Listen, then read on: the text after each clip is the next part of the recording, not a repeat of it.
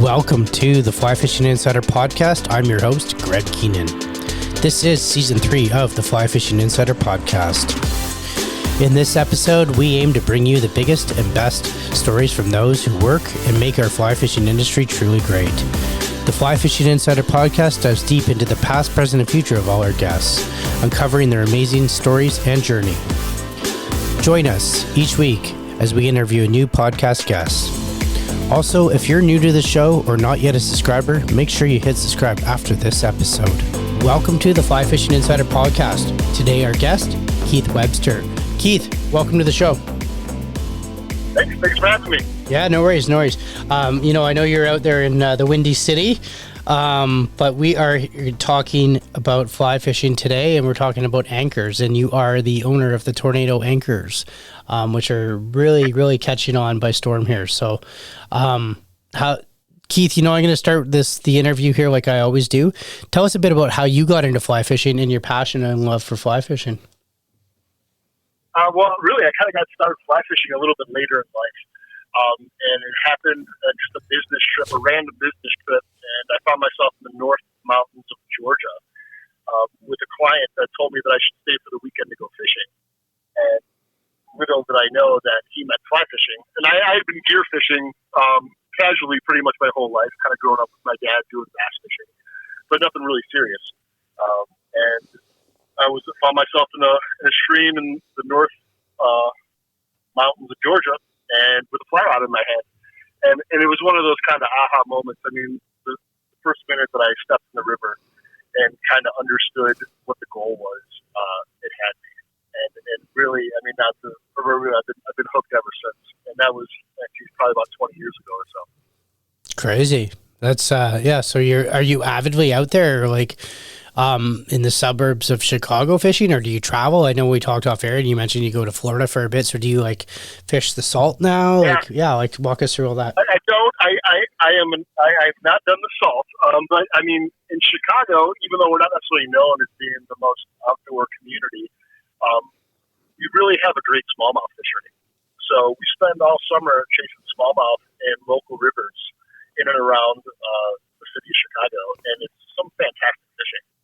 So that usually takes the summer months off, and that's a lot of fun. But also, one of the benefits of living in Chicago, although we maybe don't have the best outdoor resources directly in the city, within a 3-hour drive, we've got some great trout fishing as well. So there's a region in southwest Wisconsin called the Driftless area, that is some really technical Spring Creek trout fishing that's fantastic, and we enjoy going to. And then we also have the western side of Michigan, which you have your fantastic brown trout and steelhead fishery. That's really a 12-month fishery, so all winter long, if you can brave it, I mean, you can go out and chase steelhead just a couple hours away from Chicago. Oh, that's awesome. Yeah, I do know what you mean by those drives and the winter steelhead, braving it for sure.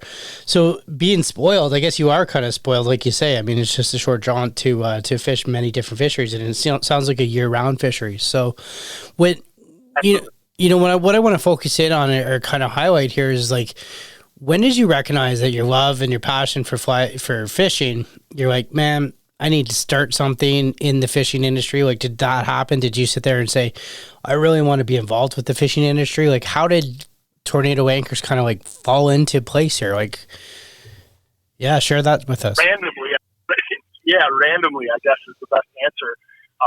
I recently had purchased a fishing raft, and that's about 2 years ago. And on a trip to Western Michigan, exploring some rivers, I quickly realized that the traditional anchor, pyramid-style anchor that was equipped on the raft, just wasn't performing like how I wanted it to, or just not as well as I thought it could. And after one specific weekend, I just thought to myself, this isn't working. I can come up with something better than this. I had no grandiose plan of trying to get into the fly fishing industry or being revolutionary or anything. It was really a product designed out of my own need. So on a 5-hour drive home from Western Michigan back to the house in Chicago, I literally drove with the radio off. And I'm a design manufacturing engineer by trade. Okay. I've been in that for 25 years. So metalworking and fabrication is something I'm really familiar with. So kind of using that skill set, I literally drove home with the radio off, just thinking about how is it that this piece, this component of a vital piece of the drift boat hasn't really been looked at or redesigned in, I don't know how long, for forever, for all I knew. And really, on that drive home, I came up with the idea of the tornado anchor, at least the concept of it. And the original concept was a series of stacked plates that were going to be on a spine. And really what it was going to do is it's going to create a ridged surface, because my original idea was the more edges and surface I can have, the better chance that anchor would have to create drag and friction and stop the boat better. And really quickly, I kind of keyed in on that being the core idea. I got back to the office on Monday, and I sat down in front of my computer, and I designed the first prototype in SolidWorks. And really quickly, okay, the principle, at least on the computer, works, and I made a couple prototypes. And originally thinking that this was going to be a fixed design, but it was just going to be a series of stacked plates. And when I made the very first prototype, before I went to secure all the plates in position, I realized that these plates all rotated independently. And that was kind of the eureka, the aha moment, where it was like, this core idea that I had was good, but the idea of having each one of these plates independently rotate allows that the corners and the edges to kind of freely form and contour to wherever the river bottom is going to be, to really maximize the amount of contact that anchor can make on the river bottom and be able to create more drag and stop the boat better. Mm-hmm. So literally that was on the Wednesday after that trip, and that Friday afternoon I had 4 pieces completed, prototypes. And this was in September of 2019, so a year and a half ago, 2 years ago. And I took one for myself, of course, and I had 3 extra ones. So I just lucky enough to have a couple friends who are guides in Michigan, in the Illinois area, and I just shipped them out to them. I said, hey, listen, I have this crazy idea, and I would love to get your opinion, and if you'd be nice enough to use them, let me know how they perform. I did that, and again, it was in September. By the end of September, I had an order for, I think, 30 or 40 pieces. Crazy. From these guys, the sphere of influence that they had, and the interest level that they gained. And that was kind of when I realized, we were like, wow, there are people, there are guides, there are customers, there are boat owners that are having trouble with their anchor just like I was, and this could be a product to potentially alleviate that. And that's really how Tornado Anchors was born. Interesting. I love the story of it. I love how quickly you acted upon that. Like you literally just said you drove home, and the next day you got to work on it. I think where I want to kind of go with this is like, so you built this up, right? And you had those 30 orders. How long before after those 30 orders, whether it's guides, family, friends, whatever it was that ordered those 30 orders, like when did it start transpiring into what it is now? Like, walk us through that, because we're having this conversation here. You are a year and a bit later from that initial design process, and like you've done really well. You've done amazingly well. You've built up Tornado Anchors to like an industry standard, and the industry is really receptive to what you've done, especially though like you said, the guys in the drift boats and whatnot that are fishing the river bottoms. And I want to know how long before you built that up, if there was any prototype changes in the meantime, and what the feedback is like from the people that have been buying the product.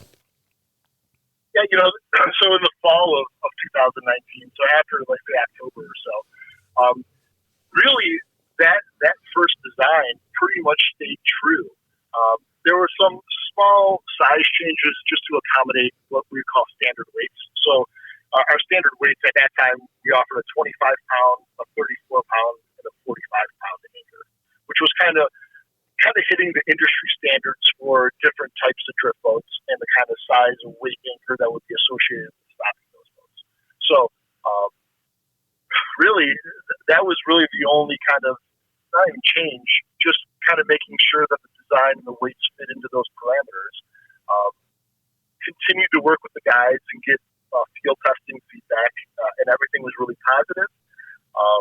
That pretty much went through the fall and into the winter, and then in January of 2020, I felt that it was time to kind of incorporate a business, and actually, really officially, Tornado Anchors LLC came into existence. Mm-hmm. And pretty much from there, the core, like I said, that those three models, that standard size anchor design has stayed true since. And kind of launched the business and started to introduce it and get it into the market and get it into people's and customers' hands, and just organically start letting the product and the company grow. And where are you at now in terms of the growth, like from when you first started? You don't have to give us exact numbers, but just to inspire people. The iceberg is kind of what it feels like. Yeah. The response has been really, honestly, overwhelming, and just great positive feedback and support from the guide community, which has kind of spilled over into the fly shops, and now kind of migrating into the boat builders, all starting to show interest for the product and applications for the product on their boats or their rivers or whatever it is that they need them for. So the truth answer is I don't know. I don't know where it's going to grow into. I've been humbled by the positive response the industry has given the product and myself and the company. And I feel like the sky's the limit right now.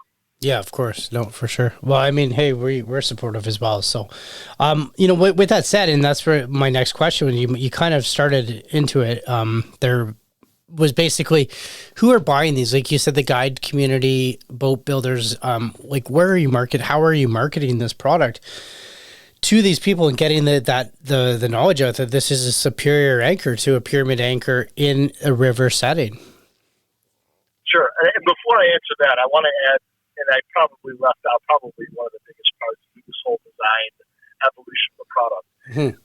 Right at the very beginning, too, once I developed this anchor of the design, not only did this design need to perform better than the traditional anchors that are on the market, but the other thing was the fact that it was going to be eco-friendly.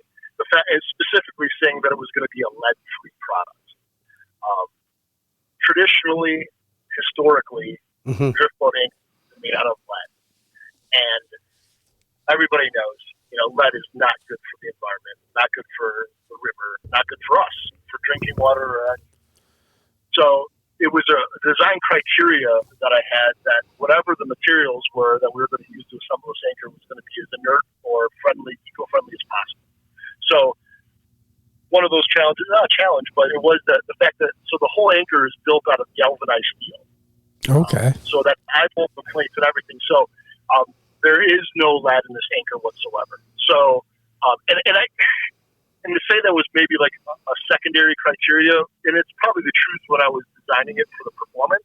But now going a year into it, fully understanding the kind of impact that an anchor can have negatively on the environment, these places that we love to go every weekend or work in, became vitally important to make sure that we can offer a better performing anchor that is eco-friendly compared to what people are used to using, was vitally important. So I just kind of want to mention that. So not only does it perform better, but it is completely lead-free, which is great. Because I underestimated it. It's not, a week doesn't go by that I don't get an email from a guide who says, hey, I just lost an anchor, and I would like to replace it with a Tornado. And they first started coming in, I didn't connect the dots, but every time I get one of those emails, that's between 25 and 35 pounds of lead that are sitting at the bottom of the river somewhere. Yeah, exactly. And and just the repercussions of that for our environment is, I think that's a footprint that I don't think that we want to leave, or that I'm not comfortable leaving. So to give an alternative to that, I think is really valuable as well. Oh, absolutely. And I'm glad you pointed that out, because it's super important, right? I mean, your company has ethics, right? So, I'm not saying anything against the pyramid lead anchor business, because I do own those in a stillwater application, which we're going to talk about in a bit. But I mean, absolutely, you're doing the right thing. absolutely doing the right thing for sure. So again, it's just an alternative. It's just to give customers an alternative. Mm-hmm. And, in today's world, I mean, every little bit helps. That's all I got to say. And I mean, prove me wrong. And also, you could talk the popularity of fly fishing, and just over the last summer with the pandemic and the new people that have come out to kind of enjoy our sport and our lifestyle. Again, we're seeing it's those shock everybody knows. We're seeing more and more people on the water, on the rivers, and again, it's something that at least should be considered. Oh, for sure, definitely. No, I hear you. So let's focus on then. What was I gonna say? So let's focus on, again, to answer that question. How are the people that are buying it? The main consumer is guides, and then you said boat builders are now starting to adapt this. Are they adapting it into their system, or how are boat builders becoming more aware of this product? Yeah, and I think it really is. It's guide and customer driven. Mm-hmm. So as more people are being kind of exposed to the product as an option, I think that the boat builders as well are kind of reacting to that as well, saying, hey, and so a lot of the boat builders are just starting to put it on the build sheet as an option, where there's the standard anchor, but if when we're building your boat, you can also equip it with a tornado anchor. So that's kind of where we're seeing right now. No, we've had a few boat builders that have just gone 100% tornado anchors for their builds for 2021, which has been awesome. That is awesome. But, yeah, and so we're slow. We're starting to see again, and that's really it. Just kind of giving the customer an option of how they want to, finish out their boat. Oh, for sure. No, and options are definitely good.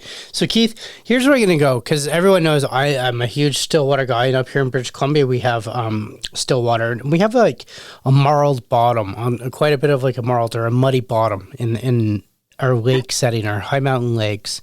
And, when we drop those pyramid anchors into that muddy bottom, I mean, they go down with such force, they're probably a good foot into that mud. So, I mean, you're locked in there pretty darn good if you know what you're doing. And you need to be locked in there. Otherwise you start drifting, towards shore or away from whatever it is. You're drifting away from the fish, let's say. So how would tornado anchors in an application like that, would it benefit me? Because you mentioned about rock surfaces and gripping the river bottom. And I mean, I get it, because there's a good current pushing, on that anchor, obviously, and the boat, right? So how would that affect my Stillwater situation, and could I use that in a Stillwater application? But before you answer that, Keith, and hear from our sponsors here really quickly. Hey, Fly Fishing Insiders, we are here with Togen's Fly Shop, as well as Justin and Stanton are back. Hey guys, Justin, what's the latest rage in the Stillwater scene going on with Togen's? For this year, we have our Crony Skin. It's been a staple for the last few years for chronomid fishing. We have it both available in holographic as well as the regular Crony Skin colors. You might have seen the blue steel color floating around. It's quite popular. Awesome. Stanton, as a pro team tire, tell us about the Crony Skins and how it applies to the flies. The Crony Skins are fantastic. You can use them as wrapping your whole body over your chronomid and then wrapping your wire materials around it for your rib. Or what I really like to do with it is I put a thread body down and I use the Crony Skin as a rib with wire, and it makes a really cool 3D segmented effect. And you can also use them, what I've used them for is some of my Euro nymphs, and I've used them as a body and then wrapped vinyl D-rib over top, and it creates this excellent looking nymph that really pops under the water. So it's a fantastic product. I love it. And Justin, where can we find these products? You can find both versions of the Crony Skin on our website at togensflyshop.com. Excellent. Let's get back to the show. All right, Keith, we're back. So I was just asking you about the tornado anchors in a Stillwater application or Stillwater setting, and using it in to grab that muddy bottom, or sometimes often a sandy bottom in a lake setting. Like, how is that beneficial? Is it beneficial? And does your anchor still provide that traction where, you know what I mean? It's not like gravel, where the anchors tornado into the crevices and grooves of the rock. Sure. I mean, so first off, I guess it's kind of a two-sided answer to this question. Firstly, to the Stillwater application in smaller watercraft, this winter we introduced 3 lighter weight models into our lineup. So we now offer a 6, 10, and 15-pound tornado anchor. All good weights, yep. Right. So again, for smaller watercraft, kayak, canoes, single person inflatable, kind of hits those kind of specs a little bit, but also for larger boats and still water applications. So typically, even and you would know, a 25-pound anchor in a still water application is kind of heavy. Mm-hmm. I mean, it's a little expensive. You probably don't need that much. Also, to your point, as far as any suction that would happen in a mucky or muddy bottom, really, you don't technically need that for the most part. And so the tornado anchor will work just as effectively as a traditional mushroom anchor or any kind of still water anchor, mm-hmm. because really then it becomes weight, not so much dynamic traction that the anchor provides, but it's just overall weight to be able to rest on the bottom and then fight any wind resistance or current draft that you might have in a still water application. So it works just as good in a lake, and arguably you probably can go down a couple pounds lighter to be able to be just as effective. And that's funny because I was literally just going to ask that. I was going to say, one of the challenges when I have anchored, I mean, we're down there quite often 30 feet, right? Anchored on the bottom in some lakes, in some settings, and you're pulling that thing up, and man, you got to work out. So I was going to ask you if you can lighten it up. So I use on my boat 2 10s. And I do have a 15 as well. And, I mean, I hit the gym and I feel like I can do it, but when you're pulling that 15 up constantly, numerous times throughout the day, and especially with one arm or something like that, it's not exactly the funnest. But what you're saying is quite often you can, with your anchor in your system, you can go down from a 15 to what, like a 6? Or 6, especially if you're going to use a 2 anchor system just to keep positioning. And, I definitely would say that, your point anchor will maybe be a 10-pounder, and then your secondary anchor, your positioning anchor could be a 6-pounder, just to set the pivot point. Yeah, and it's going to work just as effectively. Oh, I love it. The other ancillary benefit of the tornado system and the rotating blades, and this was an indirect benefit, is I'm getting a lot of reports from people and guides that are using the anchor on a daily basis, and they're reporting that the anchor hangs up much, much less frequently than their traditional anchors that they're accustomed to. And so just as much as those rotating blades help to rotate to create friction and find the crevices in the river bottom, mm-hmm. when you get stuck up in a boulder field or in a sweeper or any kind of tree, what I've been found is that if you're able to apply just a little bit of side pressure to the anchor and start giving the anchor rope a little bit of pop and a little bit of jiggle, you can actually activate those plates to start to rotate a little bit, and you can work this anchor out of a lot of jams that typically you wouldn't be able to with traditional style anchor. Again, keeping your anchor, right?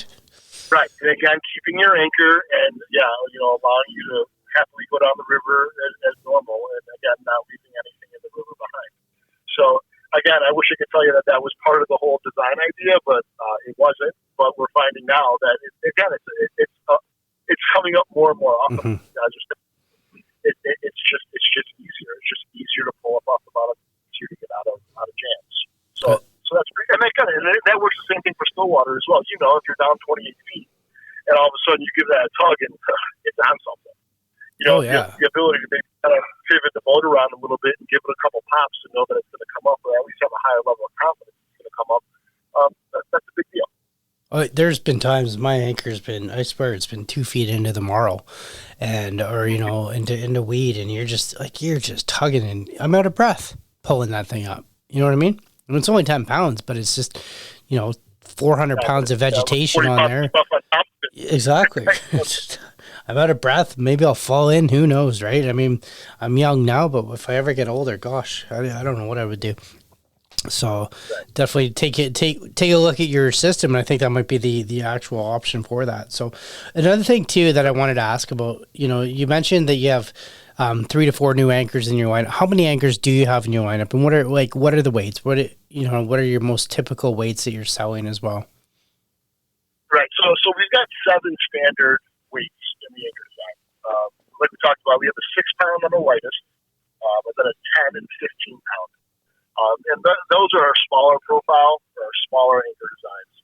Again, kind of going over all the features that we just talked about. And then on the larger, the standard size anchor, we have an 18 pound, a 25 pound, a 34 pound, and a 45 pound. So pretty much going from 6 pounds to 45 pounds, at 8, 9 pound increments. Pretty much really kind of hits the sweet spot for most every boat, and definitely standard kind of drift boats and rafts that most people are rowing. Crazy, yeah. So are all the plates the same size? They're just stacked more, or are they how does that work? Depending. So on the smaller sizes, again, there's two different profile shapes. Yeah. We'll call it a shape A and shape B. And they're designed, so one's pretty much a square shape, and the other one's a rectangle. And they're sized accordingly so that all four corners of each blade, when stacked on top of each other, those corners will be exposed. So as they rotate, you'll always have each corner exposed to be able to create friction for the anchor. Again, smaller size, 6, 10, and 15 have a slightly smaller profile to be able to achieve those weights.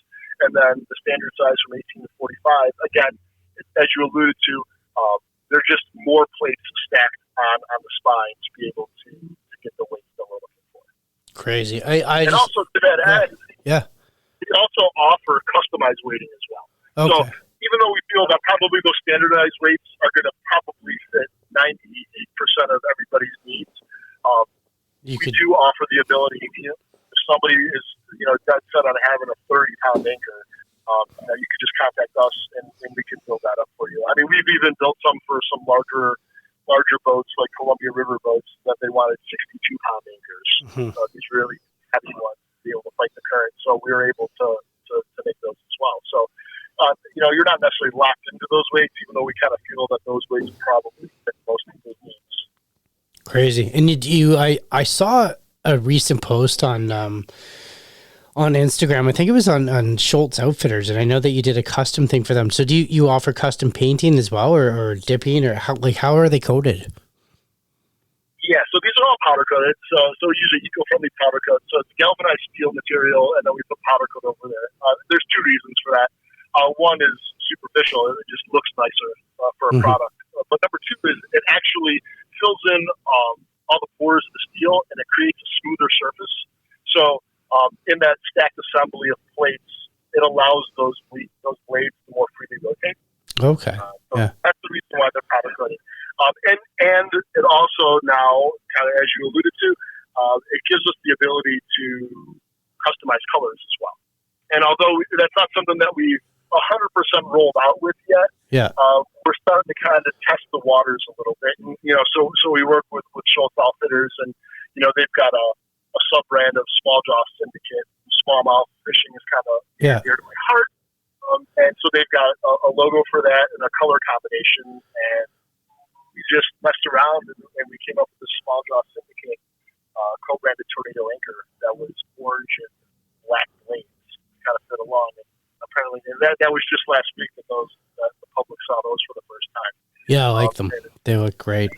Definitely look great. And again, we also, we've done in the past, and currently we've got what we call our high vis anchor. And this was, again, going right back from some guides that we were working with out west that said, hey, you know what? If I ever lose an anchor, I guess traditionally a lot of these guides in tricky rivers, they would actually spray paint the top or the whole pyramid-style anchor in fluorescent orange paint, just for the sake that if they lost the anchor, got hung up somewhere in high water, that they would kind of make a mental note where they left that anchor, and then when later in the summer when the water went down, they would try to go back and retrieve it. And if it was painted orange, that made it a whole lot easier to find.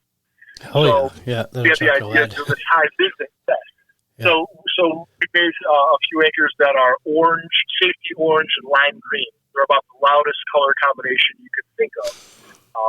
For that very purpose, where if for whatever reason you were to have to leave the anchor on the river bottom somewhere, you definitely would be able to see it.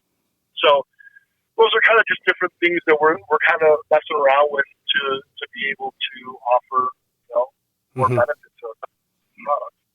Well, I love it. I love the innovation. I love kind of where you're going with it. So let's like shift here. Let's shift to like, where are you going with them? Let's fast forward 5 years from now. I know it's only been a year, but it's been one hell of a year for you, or just over a year.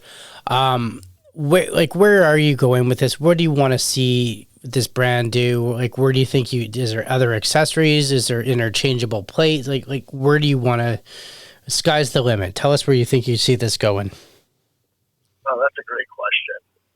And I mean, I hate to answer with, and not to sound bad, I don't know. I mean, it's been such a year. It's been such the last 6 months that it's really kind of like my mentality has been just one day at a time.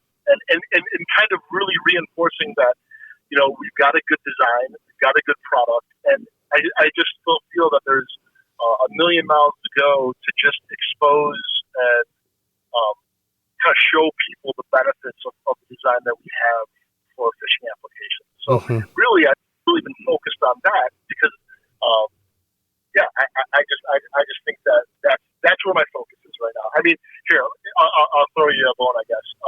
Maybe in 3 or 5 years from now, the technology goes, and I mean, so I've been really keying in on the fly fishing industry and that lifestyle simply because that's also my passion and that's what I'm most familiar with. But kind of talking about stillwater application, I would love to maybe introduce this product into maybe recreational boating as well, for punt use or bass boats or whatever. I think that for all of the things that we talked about, the benefits, they would apply to that demographic as well. So maybe in 3 or 5 years, maybe it's going to be boat shows and pontoon boats and bigger lake boats. And I don't know. Maybe that's a goal. Hey, like you said, one day at a time, sky's the limit, right? So couldn't agree more with you. I couldn't agree more with you on that. So let's talk about the ways that you're marketing this really quickly. And like, I know you're doing a lot on Instagram and stuff like that. And what is the feedback been from, your followers and from people on Instagram that have seen your product? Cause that's how I came across it initially. And I want to point that out, that you guys are active on there, and that's a great way to view your product. Yeah, absolutely. I mean, and so the marketing campaign has been really simple, but I guess really contemporary, is we've been using social media. So Instagram, Facebook, Instagram definitely being the core of it. It just, as timely as possible, just communicating and showing customers and followers what it is we're working on and what it is we're doing. And that's been wonderful. I mean, again, it's a small business. The kind of traditional advertising outlets of, larger magazines really financially isn't something that's possible.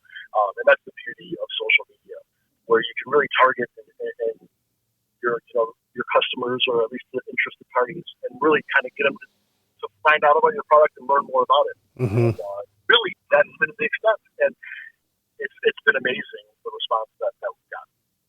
No, I'm amazed as well. So crazy. If someone wanted to reach out, someone wanted to learn more about these anchors or talk to you about the technology within them, buy one, support you guys, where would they do so, and how could they do that? Easiest way is probably through our website, and that's tornadoanchorusa.com. And then they can follow us on Instagram. They handle the Tornado Anchors, as well as Facebook, same Tornado Anchors. Awesome, Keith. I'm going to make sure I put all that within the show notes. But before I let you go, like always, any last words for anybody? No, I appreciate you having me on the podcast. It's a dream come true. Thanks, Greg. Perfect. There you are. Appreciate it.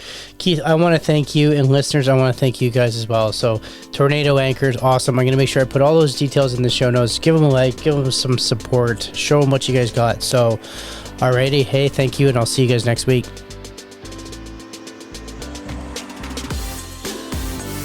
You've been listening to the Fly Fishing Insider Podcast. If you enjoyed this episode, tell us by liking this episode and subscribing to the show. Also, don't forget to follow us on Instagram at Fly Fishing Insider Podcast. See you next week.